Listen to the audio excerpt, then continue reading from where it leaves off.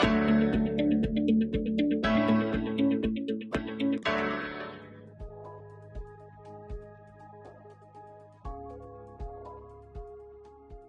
Students, welcome to a new political science session. आज हम बात करेंगे फेडरलिज्म एंड लोकल गवर्नमेंट्स में एनहांसिंग लोकल गवर्नेंस की।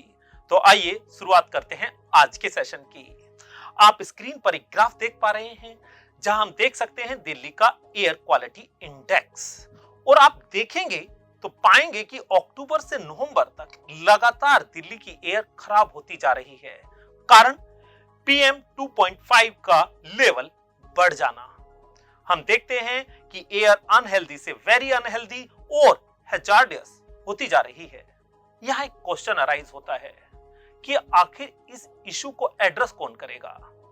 आप कह सकते हैं गवर्नमेंट, ये बात सही है, लेकिन एक और क्वेश्चन भी उठता है, क्या सिर्फ गवर्नमेंट ही इस इशू को डील करेगी?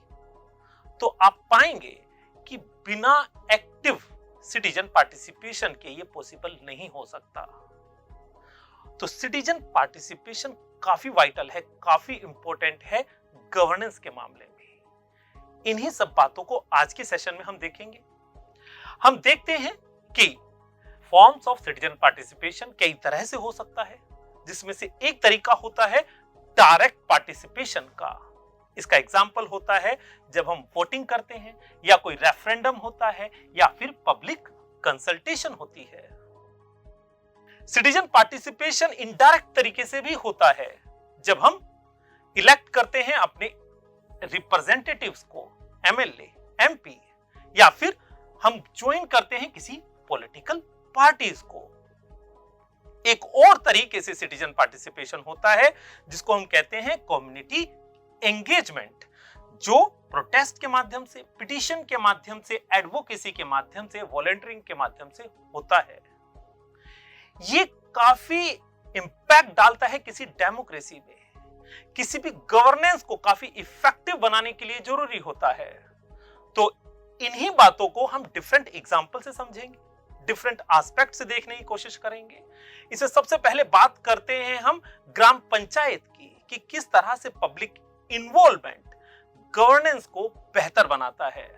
हमने पहले के सेशन में बात की है किस तरह से 73rd एंड 74th अमेंडमेंट के माध्यम से इंडिया में panchayat and municipalities bodies establish हुई हैं, जो लोकल गवर्नेंस के माध्यम से बेहतर तरीके से डेमोक्रेसी को एस्टेब्लिश करती हैं, जो एंश्योर करती हैं ट्रांसपेरेंसी को और बेटर डिसीजन मेकिंग को। इसी में अगर हम थोड़ा सा डीपर जाकर देखें तो हमें पब्लिक इन्वॉल्वमेंट बहुत अच्छे से दिखता है, और वो दिखता है हमें ग्राम सभा के माध्यम से। कैसे करती है ग्राम सभा पब्लिक इन्वॉल्वमेंट को? इसमें होता क्या है कि जब भी पंचायत अपना कोई डिसीजन लेती है तो ग्राम सभा उसको अप्रूवल देती है। फॉर एग्जाम्पल, अगर वो अपना बजट बना रही है तो ग्राम सभा उसको अप्रूव करेगी। ग्राम सभा पंचायत के द्वारा किए गए कार्यों का ऑडिट भी करती है। तो इससे होता क्या है कि बेटर लोकल डेवलपमेंट प्लान बनते हैं, और डेमोक्रेसी और अकाउंटेबल बनती है और रिस्पॉन्सिबल बनती है। आइए एक दूसरा तरीका देखते हैं जो हमें देखने को मिलता है स्कूल मैनेजमेंट कमेटी के द्वारा, जहां पब्लिक इन्वॉल्वमेंट बहुत इफेक्टिव तरीके से होता है। दरअसल इंडियन गवर्नमेंट ने 2009 में एक एक्ट बनाया जिसको कहते हैं right to education act, RT act 2009, जिसमें यह एंश्योर किया गया कि स्कूल की अकाउंटेबिलिटी को लेकर सभी स्टेक होल्डर्स एक ही तल पर आए, यानी कि जो हमारे इलेक्टेड रिप्रेजेंटेटिव हैं MLA, उनके नॉमिनी, जो स्कूल का एडमिनिस्ट्रेशन है यानी कि head of school and teachers, और जो पेरेंट्स हैं, उनको लेकर एक कमेटी बनाई जाए जिसको स्कूल मैनेजमेंट कमेटी कहते हैं, और वो तय करे कि किस तरह से बेटर गवर्नेंस होगी स्कूल की। आइए अब हम समझते हैं कि SMC का स्ट्रक्चर होता कैसे है, इसकी कंपोजिशन किस तरीके से एक इंक्लूसिव बेटर डिसीजन मेकिंग के लिए एक आधार तैयार करती है। SMC के एक्स ऑफिशियो चेयरपर्सन होते हैं स्कूल के प्रिंसिपल या हेड ऑफ स्कूल। इसमें 12 मेंबर्स होते हैं पेरेंट्स और एक मेंबर होता है elected representative of the local authority. Convener के तौर पर स्कूल का कोई एक टीचर होता है और एक मेंबर और होता है जो सोशल वर्कर होता है जिसने वर्क किया हो एजुकेशन की फील्ड में। यहां समझने वाली बात यह भी है कि 50% रिजर्वेशन होता है विमेन के लिए और एक सदस्य जो होता है एसएमसी का वो डिसएडवांटेज और वीकर सेक्शन के लिए भी रिजर्व्ड होता है। आइए अब बात करते हैं कनाडा के एजुकेशन सिस्टम की कि वहां किस तरह से सिटीजन पार्टिसिपेशन वहां की गवर्नेंस को पॉजिटिवली इंपैक्ट करता है। एक इंटरेस्टिंग फैक्ट, ग्लोबल लेवल पर कनाडा टॉप 10 कंट्रीज में आता है स्टूडेंट परफॉर्मेंस के मामले में। आइए एक बार देख लेते हैं कि वहां पर स्ट्रक्चर कैसा है एजुकेशन के मामले में। वहां 3 टियर स्ट्रक्चर है, elementary, secondary and higher education का। और वहां पर प्रोविंशियल गवर्नमेंट, जिसके हम इंडिया में कहते हैं स्टेट गवर्नमेंट, वो फ्री एजुकेशन को फंड करती है, सपोर्ट करती है ग्रेड 1 से लेकर 12th लेवल तक। डिफरेंट रीजन्स में डिफरेंट पॉलिसीज हो सकती हैं, लेकिन प्रोविंशियल लेवल पर ही एजुकेशन को एडमिनिस्ट्रेट किया जाता है। सबसे इंपॉर्टेंट बात कि वहां पर जो स्कूल बोर्ड्स होते हैं वो पूरे एजुकेशन सिस्टम की फंडिंग को, पॉलिसी को, एडमिनिस्ट्रेशन को मिलकर देखते हैं, इंक्लूसिव होकर देखते हैं। इसका क्या मतलब है? यानी कि एजुकेशन के मामले में पेरेंट्स यानी कि सिटीजन्स इफेक्टिवली इन्वॉल्व होते हैं कि किस तरह का करिकुलम होगा, किस तरह का बजट होगा, किस तरह का एडमिनिस्ट्रेशन होगा। और इसका इंपैक्ट देखिए कि 95% स्टूडेंट जो होते हैं कनाडा के वो पब्लिक स्कूल्स में पढ़ते हैं। तो ये एक बहुत अच्छी बात है, किसी भी डेमोक्रेटिक कंट्री के लिए बहुत बेहतर आउटकम है। सिर्फ प्राइवेट स्कूल कैटर करते हैं स्पेसिफिक नीड्स के बच्चों को। तो हम देखते हैं किस तरह से पब्लिक इन्वॉल्वमेंट किसी भी कंट्री की गवर्नेंस को पॉजिटिवली इंपैक्ट कर सकता है। वर्ल्ड की अदर कंट्रीज भी कनाडा के एजुकेशन मॉडल से बहुत कुछ सीख सकती हैं। आइए अब बात करते हैं दिल्ली की कि दिल्ली में किस तरह से सिटीजन पार्टिसिपेशन गवर्नेंस को प्रभावित करता है। तो दिल्ली में हम देख सकते हैं मोहल्ला सभाएं होती हैं जहां पर रेजिडेंट डिस्कस करते हैं लोकल इश्यूज को और उन लोकल इश्यूज से तय होता है कि फिर बजट में क्या एलोकेशन होगा उन इश्यूज को लेकर। इसी तरह से डोर स्टेप डिलीवरी की भी शुरुआत की गई है जहां पर पब्लिक इस बात की एडवांटेज ले सकती है कि ब्यूरोक्रेटिक प्रोसेस उनके घर तक आकर उनको सुविधाएं पहुंचाए। आइए अब एक केरला का भी एग्जांपल देख लेते हैं। केरला में पीपल्स प्लान कैंपेन की शुरुआत की गई लोकल लेवल पर। इस पूरे प्लान का जो स्ट्रक्चर था वो यह था कि लोकल सिटीजन तय करेंगे कि लगभग 40 से 50% बजट को किस तरह से खर्च किया जाएगा, कौन से इश्यूज को प्रायोरिटाइज किया जाएगा।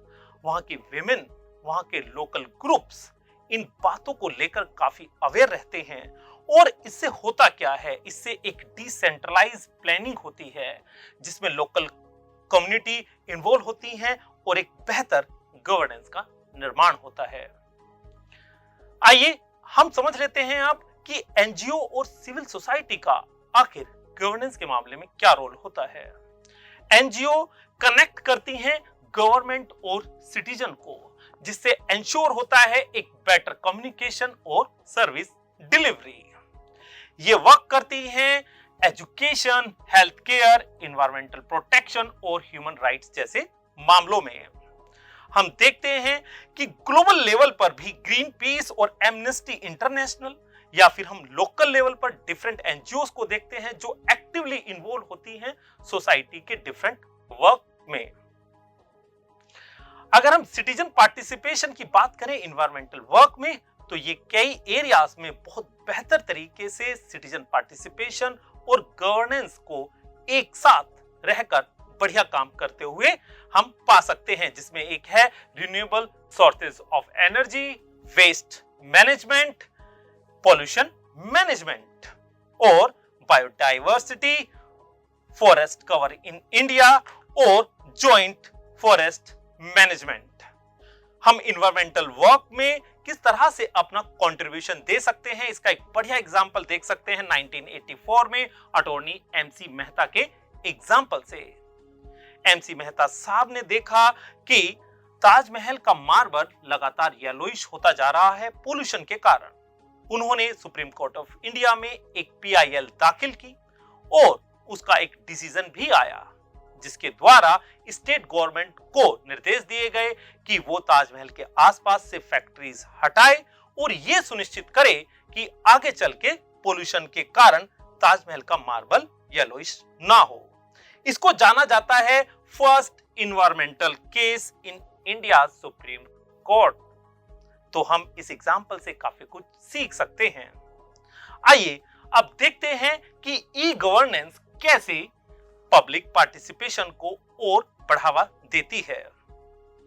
सिटीजन एंगेज होते हैं गवर्नेंस के मामले में ऑनलाइन प्लेटफॉर्म के द्वारा और हम देखते हैं कि वो अपनी ग्रीवेंसेस को रिएड्रेसल पाते हैं थ्रू ऑनलाइन प्लेटफॉर्म के द्वारा। ई पिटीशन और सोशल मीडिया एक्टिविज्म आजकल इन्फ्लुएंस कर रही है पॉलिसी मेकिंग को।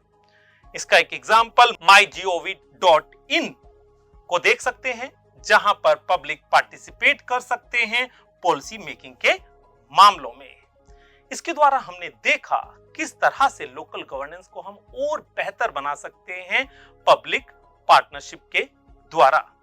अब आइए बात करते हैं आज के टास्क की। आपको रिसर्च करना है कि various forms of citizen participation किस तरह से इंपैक्ट करती हैं गवर्नेंस की इफेक्टिवनेस और अकाउंटेबिलिटी के मामले में। और आपको यह भी देखना है कि इंडिया कैसे एनहेंस कर सकता है उन लर्निंग से जो इंटरनेशनल लेवल पर लोकल गवर्नेंस के मामले में हो रही हैं। We will meet in a new session. Till then, keep learning. Bye bye.